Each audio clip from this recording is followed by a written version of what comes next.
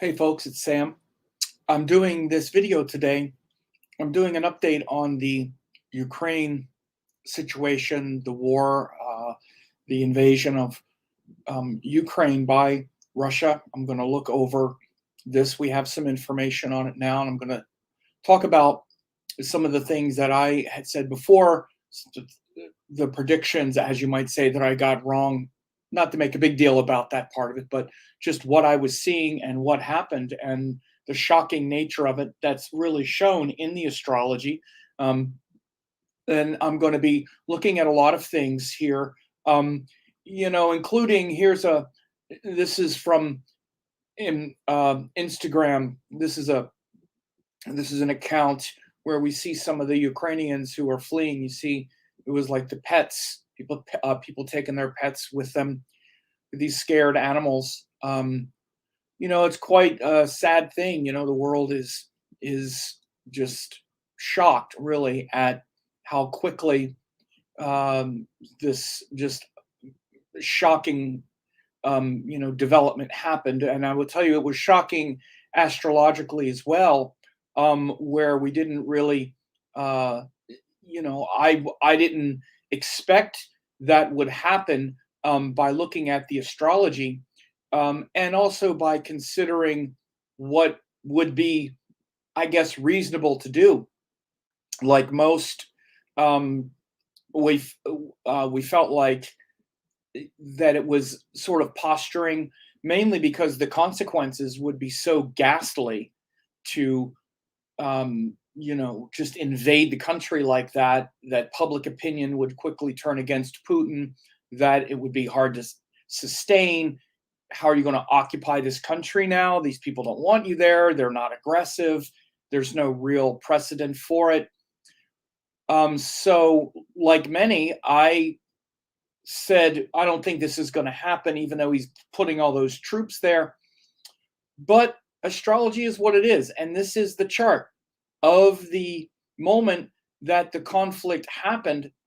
And this was at about a little before 6 a.m. in Moscow. This is the chart. It's a Moscow chart. And it's you could see this was where Putin was at the time that he made the announcement that they were going in and the actual fighting started. You can see we have this debilitated moon with Ketu here, but in particular, look at this combustion. This was the wild card.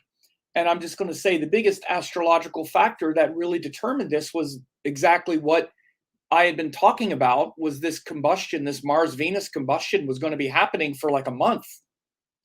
And no one really thought that the rational, calculated ex-KGB, Putin, who was always very measured and very strategic, would just kind of, I don't know, seem to lose it. And again, this is a kind of consensus. Like, it was so unpredictable.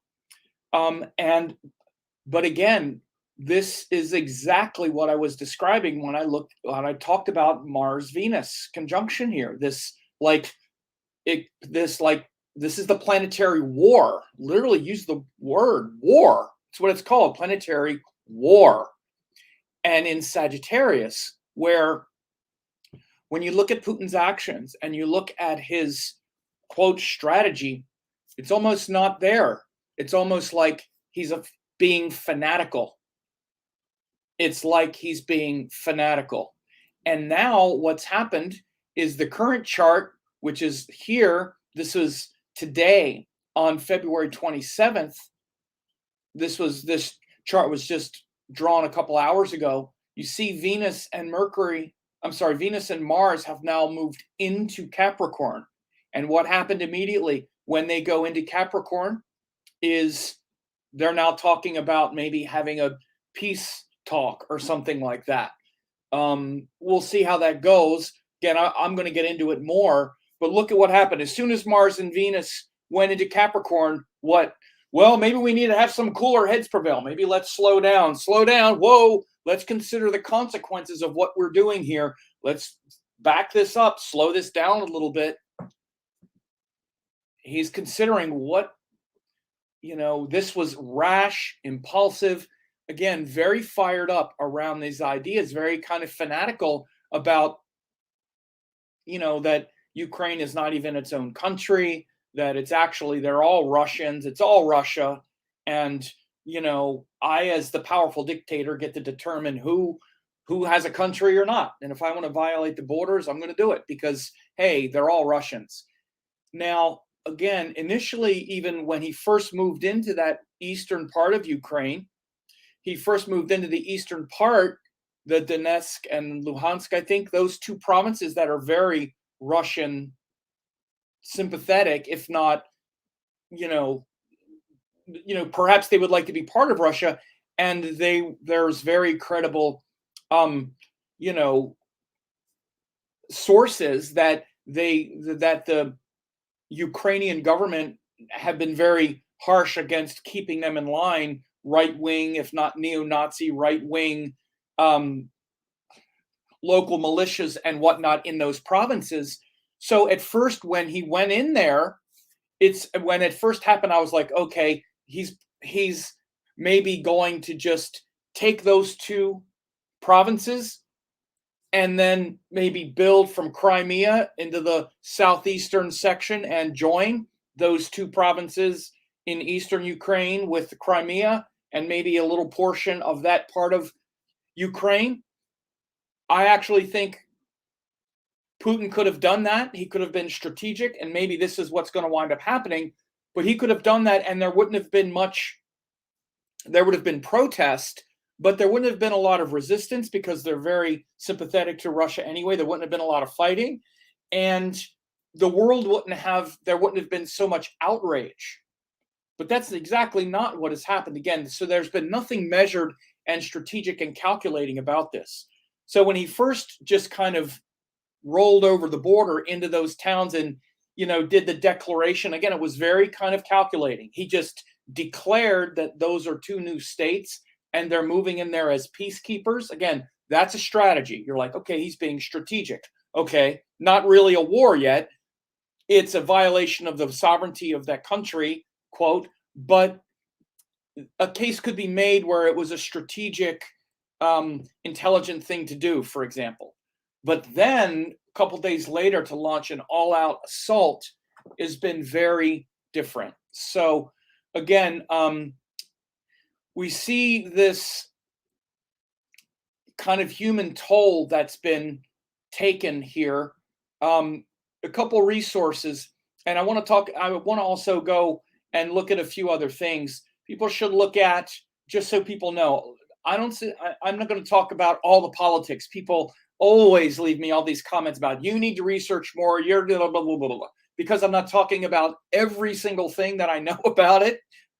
So I do understand the background. I understand the revolution from 2014. I understand from before. I know the history, but just if people want to get some background on some of this and US CIA involvement and some of the background of why Putin is saying, a good Wikipedia page, this is a good place to start. The Revolution Dignity is what it's called online or on Wikipedia. That's what it was called actually in Ukraine. But the other thing is, I also want to say this. We're talking about this now, and people rightly have given me a little bit of grief about this, and it's fine. I understand they're right. Talking and we're speaking bad about this war now. But since this happened in Ukraine, these are airstrikes. Israel airstrikes in Damascus. 37 Saudi airstrikes in Yemen. U.S. airstrikes in Somalia. All war is abhorrent. Condemn war everywhere. All of it is abhorrent. It's no more abhorrent because it's happening with Russia going into Ukraine. And I don't think that, and maybe not speaking about it, I'm going to make a vow that every time I speak about these things, I'm going to talk about all of it. At least I'm going to mention all of it. And all of it is abhorrent. There's no question about it. Most of these things, I'm not a political commentator. I'm an astrologer. So these are astrology case studies. But it's impossible to not, of course, speak personally about these things as well. But it's not really measured if I don't speak about these things. And also, again, This is another thing that people rightly say, well, what about US and NATO and all this? Listen, the United States is the worst violator of bombing, of supplying these weapons to the world. And don't think I don't understand how happy weapons manufacturers are right now, how happy Raytheon and the people that make these damn bombs are now that we're getting to send bombs and weapons of war to the Ukraine and bombing and arming these people. The United States, we don't even, in the US, we don't even have health care because 7 out of 10 of our discretionary tax dollars goes to funding the military industrial complex. So don't tell me that I'm not disgusted with it, and I've spoken out about it my whole life. And yes, the United States is the worst offenders, no question about it. And yes, I'm flat out saying it. So absolutely, I know. All right. I just want to say that. And I also know that this isn't a simple game. It's not a simple game. So this astrology case study is a case study on the astrology. That's my main point, is looking at the astrology.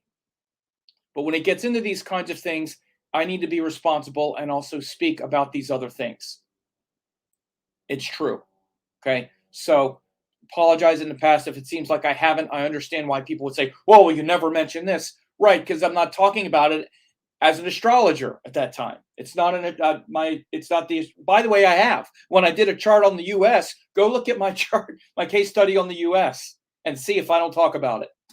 I talk about it. In fact, one of the main reasons why I say the chart of the US is a Scorpio ascendant and not Sagittarius ascendant is because of this reason. So I definitely talk about it when it's applicable to the astrology. But I just want to say that. Okay. So the other thing that I want to talk about, and I spoke about this in my 2022 forecast, is we have a big shift that's about to happen. You see, Rahu is about to go back into Aries, and I want people to know that you can get this free web class on the nodes moving into the Aries Libra axis. It's a free web class. I just put the link in the description. The link is nodalshift2022.com. And you go there, and I'm going to talk about Rahu in Aries and Libra for you, what it's going to mean for everyone, because this is a huge shift.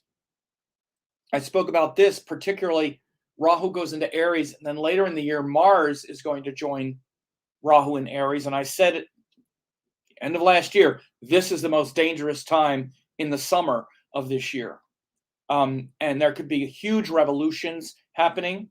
And so I'm going to talk more about that in this video, but know what this means for you, but also for world events. Because I just did this. I did it the last time when Rahu went into Taurus.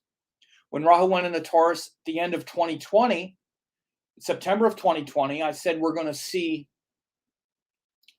us wanting to get things, make things more stable, more solid, more consistent, maybe even more boring, which would be one of the main reasons, cultural reasons, why I said that we would elect Biden in 2020. Because of the nodes moving into Taurus, we would want the thing that seems more stable. And the previous president was not stable. At least he was chaos, walking chaos. You don't know what's coming next. Well, Rahu and Taurus, we want things to be more stable. But I also said, because I do history and I go back and look, the last time Rahu went through Taurus was back right after 9/11, and we had the induction and the beginning of the Department of Homeland Security, an entire new bureaucracy, that a whole new surveillance apparatus in the US. So all these security measures, and I said that was going to be a huge thing for the next year and a half. And look at what we've been fighting about. Look at how much the rhetoric and the battling for the last year and a half has been about things like what? Lockdowns, mandates. We're going to make you get shots to protect you from everybody. This is all the negative quality of the Rahu in Taurus. So how much of our security and safety are we willing to trade how much of our autonomy are we willing to trade for safety and security? You see? So that was the last shift of the nodes into Taurus and Scorpio. So these are the things I'm going to be talking about in this class. I'm going to do case studies about the last time Rahu went through Aries and Ketu went through Libra, what that's going to mean. And I'm also, obviously, I'm going to talk about it for your sign, because if you're Leo, that's different than if you're Capricorn. If you're Leo, Rahu is going to be going through your 9th house and Ketu through your 3rd. If you're Capricorn, Rahu is going through your 4th house and Ketu through your 9th house. I'm sorry, 10th house. So you want to register for that. It's free. You just click the link and then you go and register either one of these dates or whenever you're seeing this, it'll probably be a later date. So again, look at these animals. Again, this is the sad quality of war. Look at these poor animals, frightened. This French bulldog, right? People carrying their animals away. And this is happening in these other places too. These other places that were bombed.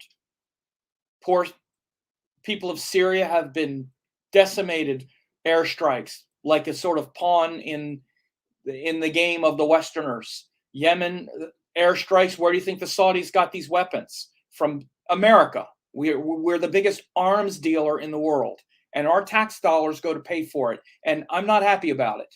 I've never been happy about it, or hardly anything our government does in this, especially in this regard. So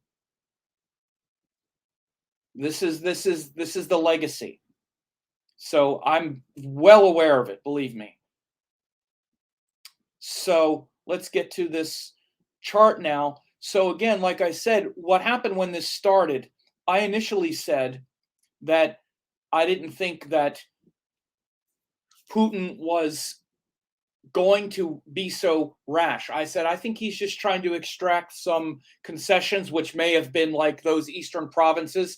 So in fact, even when he just kind of rolled over into eastern Ukraine, I really hadn't considered that, he really wasn't war yet. There wasn't battling. And I figured that this was going to be the kind of thing that would happen, right? And then, now he's just taken that part of Ukraine, and then maybe there would be battling for that southeastern part, which connects Crimea with Donetsk province. Like there'd be some battling and fighting over there. So when he just went hog wild and is doing what he's doing now, no one expected it. And again, this is an astrological case study. So again, I'm just going to focus on that. This is, when you look at this chart, again, look at this Venus-Mars planetary war within 1 degree of each other, combustible in Sagittarius. Again, my students know, because I've said this, but everybody doesn't study with me or listen, but I've said so many times, don't think, oh, Sagittarius, it's ruled by Jupiter. It's the good thing. It's the whatever. Again, it's also, it's quite fanatical, where we're fired up about our beliefs. We can be very much not considering consequences. That's why Capricorn comes next.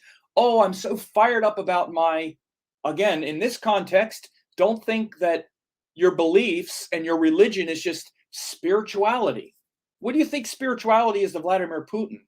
God? Meditation? No, it's motherland, Russia.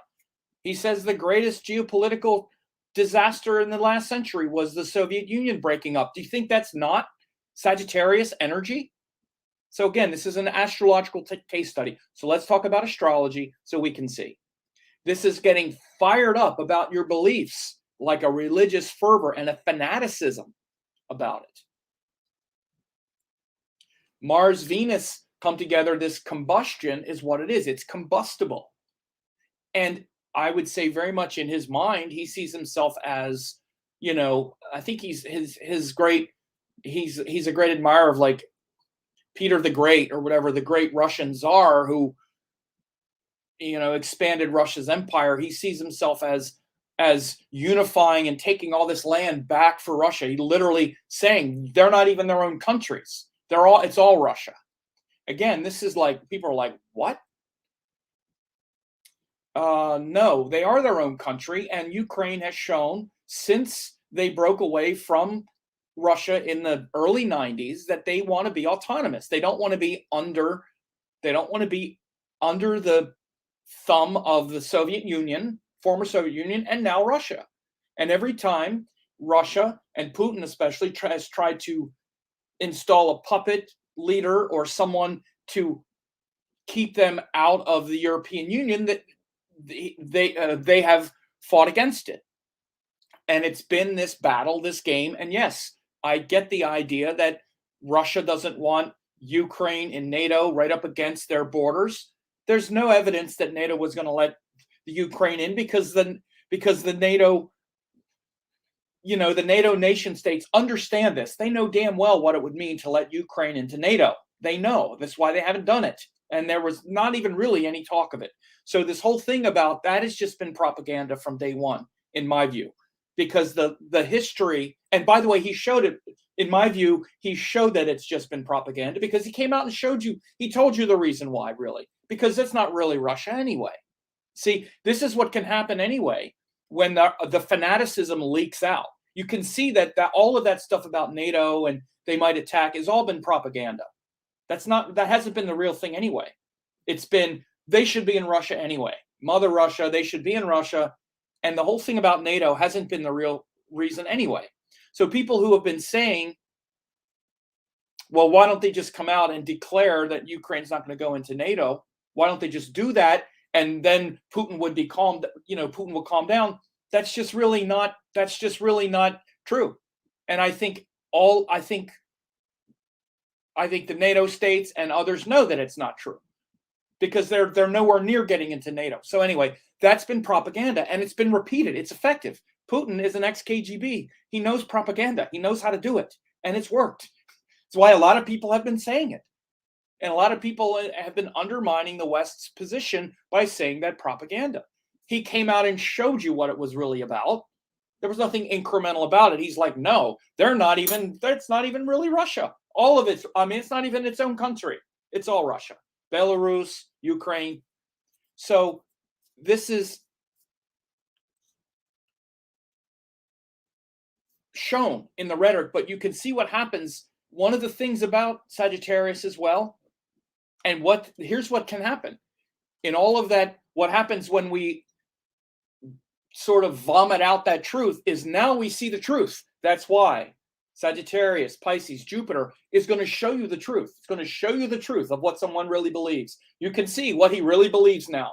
This is the truth, folks. This is why Jupiter is the truth. Sagittarius is the truth. You can see the truth in what someone is what they fanatically believe. Right? The truth comes out now. It's not all this strategy. It's like it exploded out of him. So this planetary war, this Venus-Mars in Sagittarius he just went, bah! That's it. I'm grabbing the whole enchilada. And it hasn't worked out. It's been a miscalculation. It hasn't been strategic. And he's usually very strategic. So as I said now, with where we are now, where is it? With where we are now, which is here, these planets just moved into Capricorn, where you've just seen there's been these hints of saying, well, let's have a peace, let's sit down and have peace talks or whatever. And, Zelensky and whatnot, they've been very powerful and brave in saying, there is no peace talks. We want you out of our country. Right. And so we'll see what winds up happening. But make no mistake, of course, it's not worked out well at all for Putin. You see the mistake. He thought he was just going to blow right into Kiev and these other places, and these Ukrainians aren't having it, man. They're fighting for their country.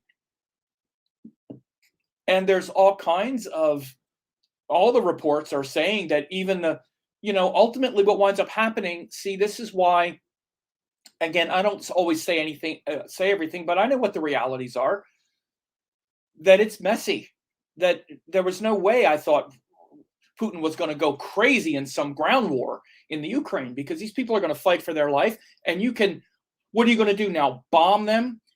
And by the way, I think this could very well happen at some time soon is, are you going to now fly airplanes? And I mean, look, they had one bomb hit a building in the Ukraine, and like the world is seeing it now. So the way that you usually prepare for to take a country is you soften the targets with bombs, missiles. What are they going to bomb Kiev and level this metropolitan city? And then soften them up for ground troops to go in and fight door to door? That's the only way to do it. And you can see as they're trying to roll these tanks in now, the resistance is there. And apparently these Russian kids are getting out of these tanks and they're like, we don't even know what the hell we're doing here. Like again, you have to have the army behind you. You have to have like when the US goes and fights their imperialist wars for oil in the Middle East or something, they wind up telling these kids that, that Saddam Hussein is evil and all this stuff. So you have an enemy, so you know why you're doing it. But if we let's say the US rolled into Canada and told our military to go, roll into Toronto and kill all these people because of something, it would be really, you got to get these people, they got to buy into it at some point, these soldiers. And it seems like that there's just disarray. So there's not been a good execution here at all. So again, part of it is just because there's just seems to be no heart for this. Again, I haven't even mentioned all the protests in Russia and around the world. So this is just to say that this is the chart. The reason I wanted to do this video mainly was to show this chart of when this thing started. And look, the Ascendant, this was the time. Now, there was reports at like 4:55 a.m. or about 4 a.m. is when he made an announcement. That would have been the Ascendant was in Scorpio. So it's either Scorpio or Sagittarius. But this is when the actual forces started moving. Was when on the 24th was when about 6 a.m. this was the Ascendant. So it's one of these two, whether you look at the announcement or the actual ordering of the military to start to move. It was Sagittarius Ascendant, Venus, Mars in the first. And again, this is when he appeared in these videos. This is when all these videos started coming out and all that stuff too, where people are listening to him and they're like, what in the world is going on? And it's scary. It's scary to see someone who is normally very strategic and all of this. And now it's like, all right, you're feeling entitled to just take the country and you're saying things that are just very fanatical. And again, as I've seen, as we've all talked, as anybody's watching the news now realizes, he's also, a lot of bluster around the nuclear option. And I think it's very possible. This is very scary as these planets now move into Capricorn, where Mars is exalted, Venus is exalted. It's with Saturn. What I think is going to happen is it's going to get much more ugly. I hope it doesn't, but it could very well be that all of these threats now about don't mess with me because I got nuclear weapons, which is essentially all this is now. It's been that since day one. And by the way, nobody's listening.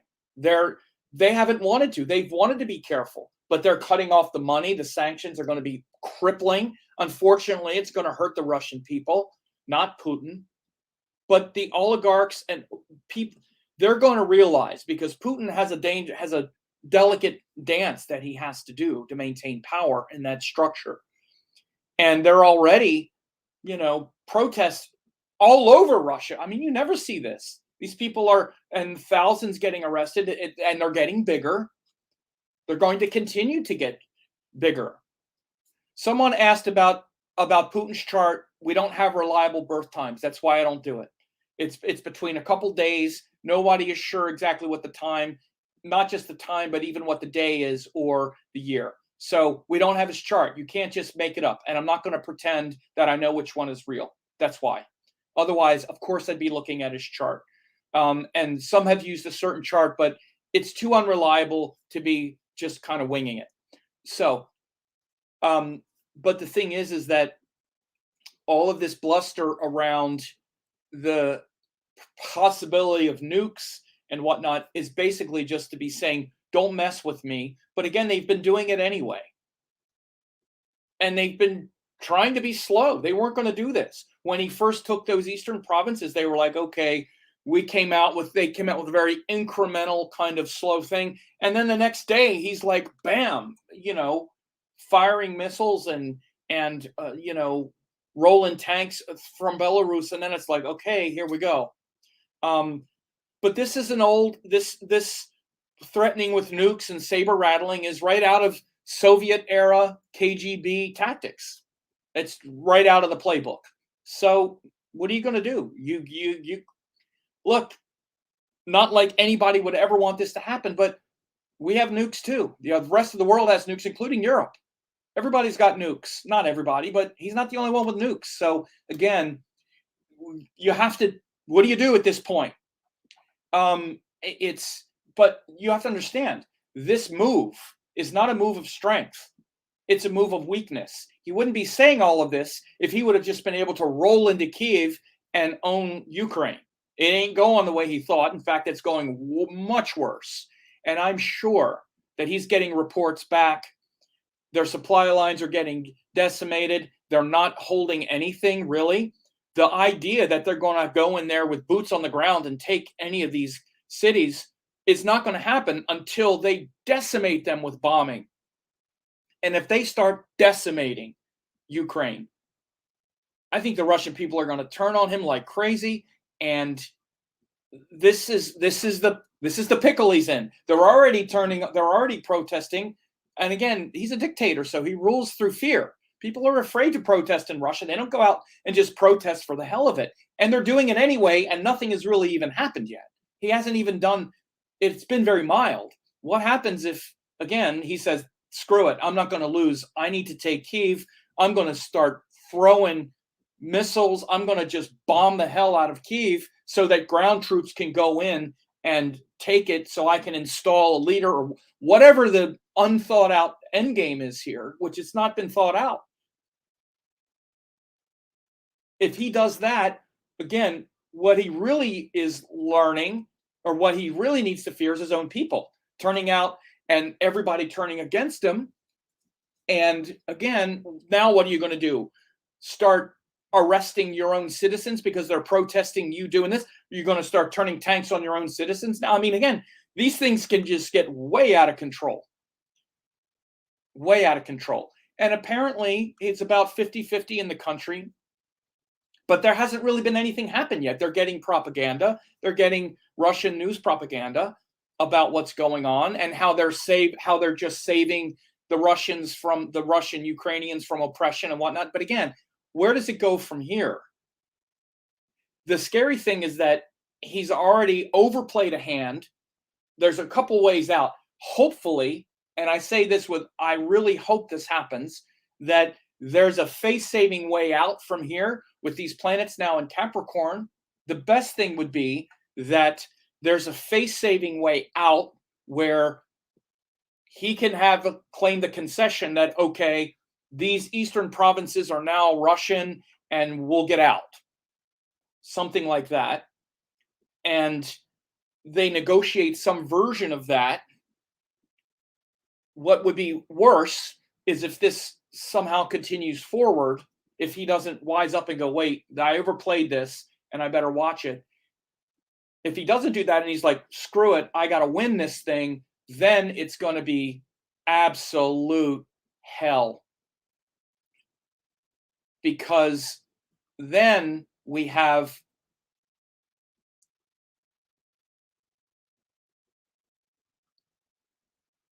bombing and decimation of Ukraine. And that's going to be just absolute disaster, because then these things can spiral. And the thing that's scary is as these things go forward, what's the rest of the world doing? China's sitting back there watching and wondering. We could have alliances of Russia and China against Europe and the US, or there's all kinds of things that could happen. Once you start shooting at each other, once starts, where does it stop? So far, it hasn't gone far enough to where things can't be undone.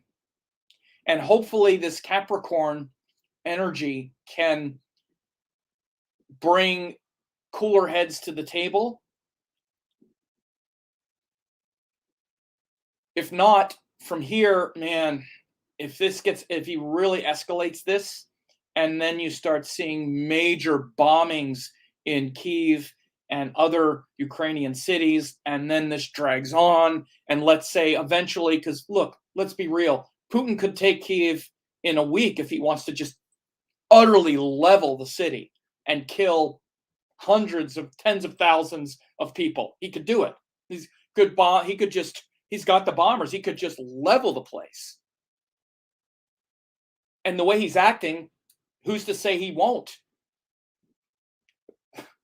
But that would be an utter disaster, not just for the people of Ukraine, of course, but then what? There would be pressure on the US to get involved. There would be pressure on NATO to get involved. There'd be pressure on the West to now fight Russia. Now what? Are we going to go over there? Now it's US and Russia fighting over Ukraine. Now what? Now all of a sudden that happens. Then what? Now nukes are frickin' on the table. I mean, anything's on the table.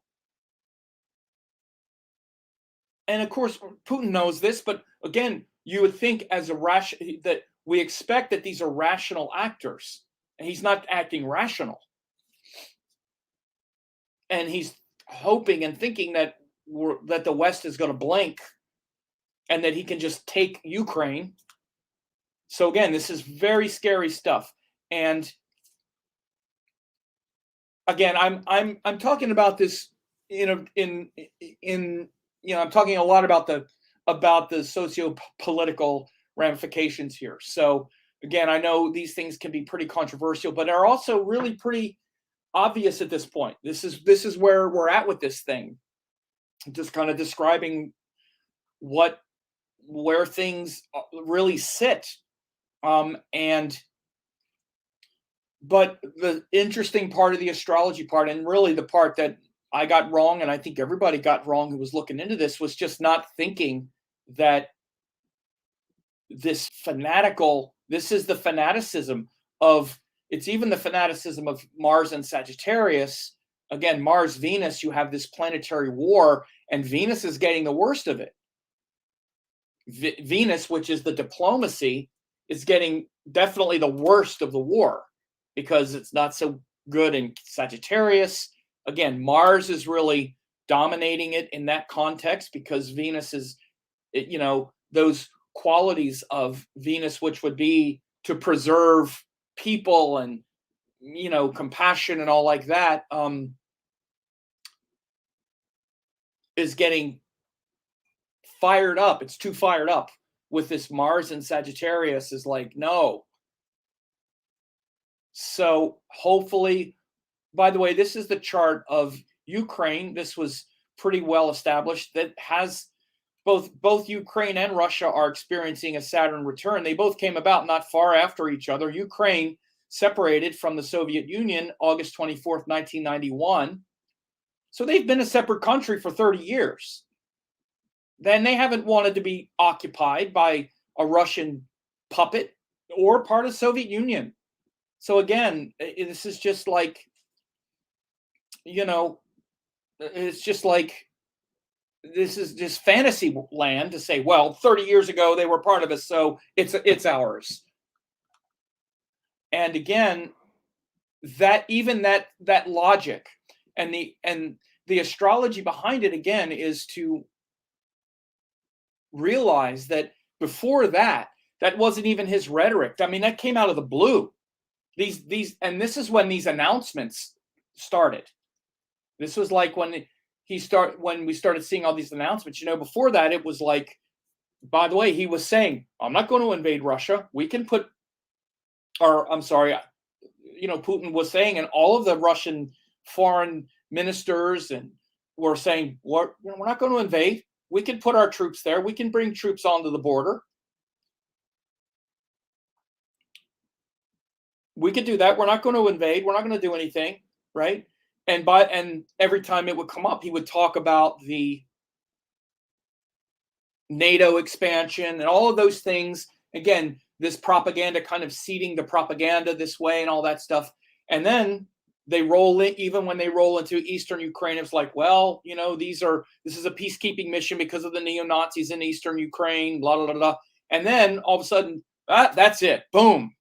They're all Russians anyway. And these videos come out where he's going on and on like this. They're just, so this is very much this this Mars Venus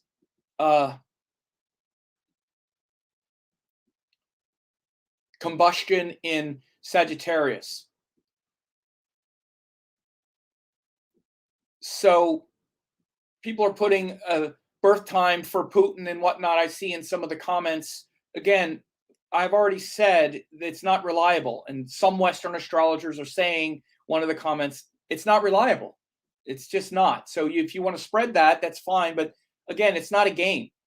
It's either an accurate chart or it's not. So again, you could look at this and you don't know if it's true or not. So again, it's like some people are saying the sky is red. Like, so we don't know, right? That's why I think it's folly. And people can say, well, I looked at that and it looks right. Listen, we don't know. You don't know for sure. So be careful with that. And so again, like you say, this is the chart of Ukraine. This is the chart of Russia. We have pretty good times for both of these. And especially you could see this chart of Ukraine is this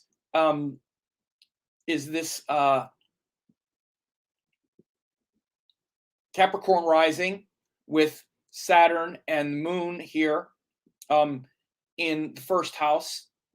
You see with Russia, it was a Cancer rising, and this is but in both Saturn is in Capricorn, so they're both having that Saturn return. So again, very interesting case study, and we have really have to pray here, and let's hope that the power of Capricorn can stabilize this situation, because this is really dangerous stuff, of course, particularly someone who is not acting rational when Putin has been has been, if nothing else, always been seen as very strategic and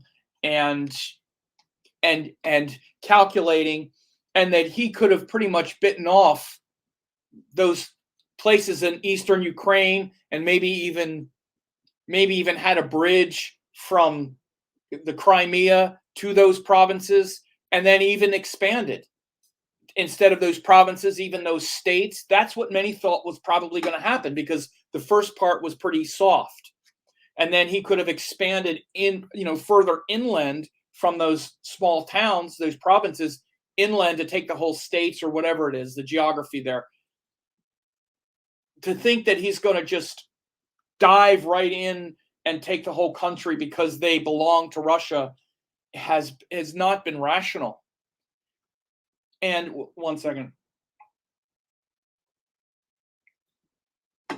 I don't like making Hitler analogies because, first of all, you can't really do it in the modern times because we have too many cameras everywhere. There's too many people see what's going on. So you're not going to have that kind of thing. But the analogy of the peacekeeping and saying we're just protecting Russian citizens here was exactly what happened when Hitler started and he moved into Czechoslovakia, was to protect German citizens there. So there's certain pretext here. Putin is a student of history. And by the way, even our last president said what a genius move it was. Oh, he's a genius for saying this. He didn't say he was a genius because of doing it. He said it was genius that Putin is calling his invasion of Crimea a peacekeeping mission. It's genius. Why didn't I think of that? It's genius. He didn't say, why didn't I think of that? But he might as well have. the part he was saying was genius was he just called it a peacekeeping mission. Oh, he just called it a peacekeeping mission and then rolled tanks in there. I mean, that was a genius thing to do. That was a genius way to invade the country. Call it peacekeeping. Genius. And he even literally said, that's the most secure border in the world.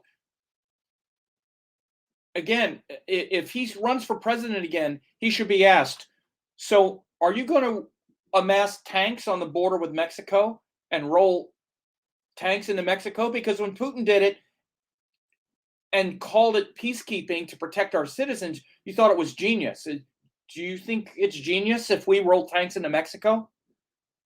Again, nobody else really was praising it at all except our last president. So I hope people look at that as well. Although the bottom of the barrel doesn't exist in a certain cohort of the United States. But this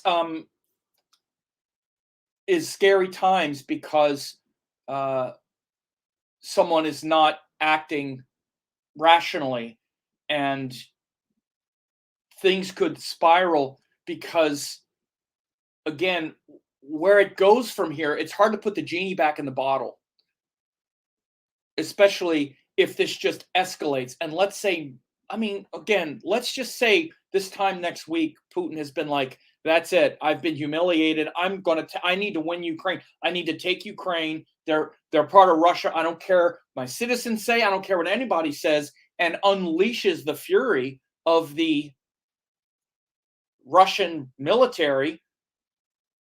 I mean, rocket launchers. I'm not saying nukes. Nukes are probably not going to happen for ever. Okay. I don't see it, particularly not there, because the fallout would get to Russia as well. But Russia has a hell of a mighty air force. That's the real danger. Is could just level Kiev with air fire and rockets and just say to hell with it. That's it. Now you're a war criminal. Now the leader of Russia is a war criminal. It's impossible to not say it. It's impossible. Then what? Where does it go from there? What happens if this happens? It's like, so I would have to think that somewhere in Russia, the other people that are in power, that means these generals and these oligarchs and these other people, are about to like tackle him also, or something. Because again, toward what end? By the way, he's already suffered. I didn't even mention, maybe the biggest blow so far is that pipeline into Germany. I forgot what it's called. It's been shelved. I mean, that thing was looking to be incredibly profitable. At least at this point, it's been shelved. So again, yeah, that's right. The Nord Stream 2. Thank you. I forget the name of things like that.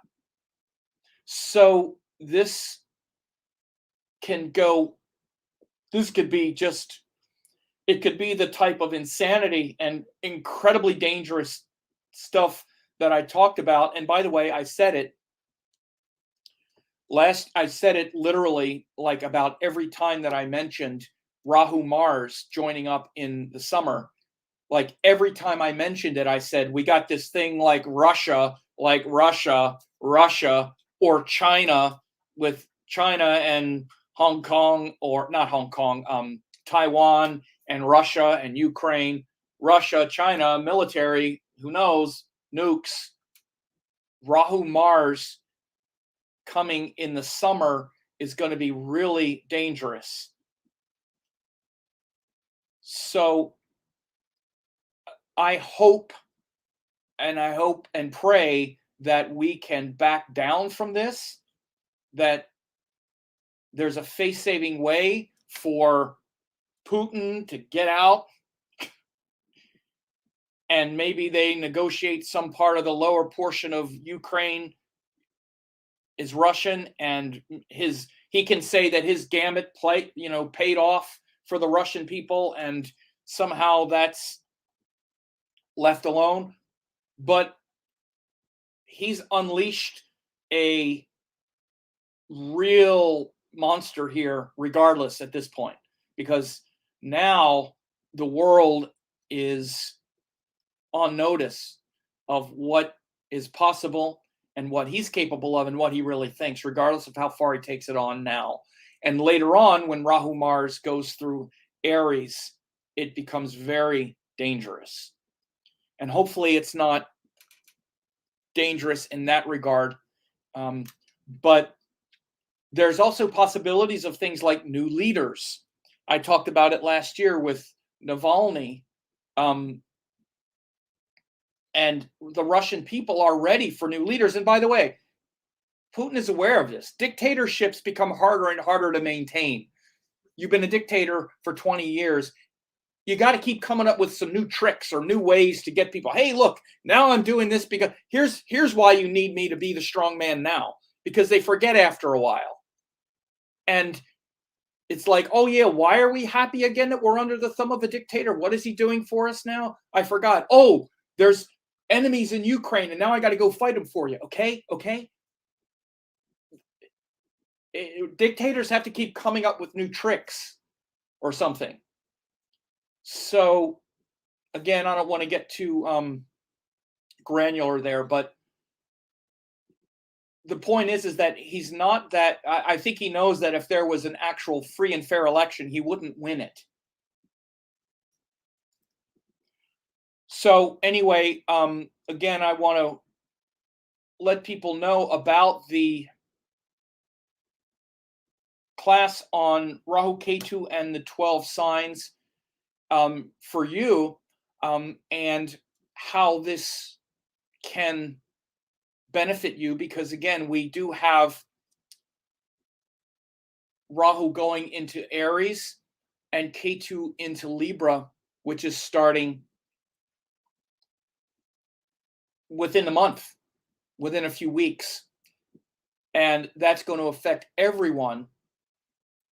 And so it'll last for a year and a half, and everyone should know what it's going to do for them in their sign. Again, it's going to be different. If you're Pisces, Rahu is going to be going through your second house of values and money and wealth and resources. If you're Aquarius, it's your third house. If you're Gemini, it's your 11th house. And so it's free. You just go click the link and register for it. And again, the link is nodalshift2022.com. And again, may we pray that the cooler heads prevail as we're on the verge of Shivaratri and that image of Lord Shiva and that meditative posture. Pray for Putin to get his head back and to get some compassion, realize that, this is just leading on a road to ruin. Like everyone, he wants to be loved and adored, and this ain't the way to do it. We all want to be loved and adored, and this ain't the way to do it. Again, this chart of when this started is clear case study. Let this be a case study of planetary war between Mars and Venus, and the fanaticism and the blinding fanaticism of Sagittarius. You see, this is why I say this about Sagittarius and about Jupiter, and people don't get this part of it so often. Again, they use words like spiritual and this or that, but how does that? Spiritual is just, again, to Vladimir Putin, spiritual is reuniting Russia. That's spiritual. He's on a spiritual quest. It's not rational. It's fanatical. This is why Sagittarius especially is a sign of fanaticism. It's a sign of fanaticism. Hopefully we're fanatical about the right thing. Like, authentic spirituality is fanatical. To sit there and not cooperate with the senses and all that takes a certain level of fanaticism, but it's toward something elevated. So this is why, particularly with that combustion, that Venus part, which is like, well, but that won't be very nice. Well, that's not very measured and very balanced. This Venus part is like, oh, the hell with that. We need to do this, and it's gone on long enough. And Mars is like, by the way, again, you can even see in those moments, we had this debilitated moon. So I looked when they first went into Ukraine and the moon had just gone into Scorpio. This was kind of like the next day, I think, when they really started that push toward. I mean, it all kind of started at the same time, but yeah, you can see this debilitated moon is also very much a part of this. So, all right, so we'll leave it at that, and I hope that everyone is staying peaceful and kind and loving in their own hearts and minds. And I know it's unsettling to be living in the world where these atrocities are happening, and all war is awful, all of it, and all the bombing needs to stop. And it's no more tragic because it's Ukraine, less tragic than it being Somalia or Yemen. We need to have a new world, man. We got to get these old dinosaurs from the Cold War and out of there, man. The younger generation, younger people do not want this. And see, this is the hope that I'm still hopeful, because the younger generation is much different than the boomers and the people that are running things now. They're much more liberal and open and inclusive. They've grown up seeing and respecting everybody. They don't come from this crap. But these crazy old lunatics are still in power. And they're not giving it up. So we have to, like, pray that we get to the next world without destroying this one. And so we could stop having these ridiculous wars and battles and destruction. So when the next generation gets installed, we'll see things on the upswing. But right now, it's very sad and scary and dangerous. All right, folks, you have a good one.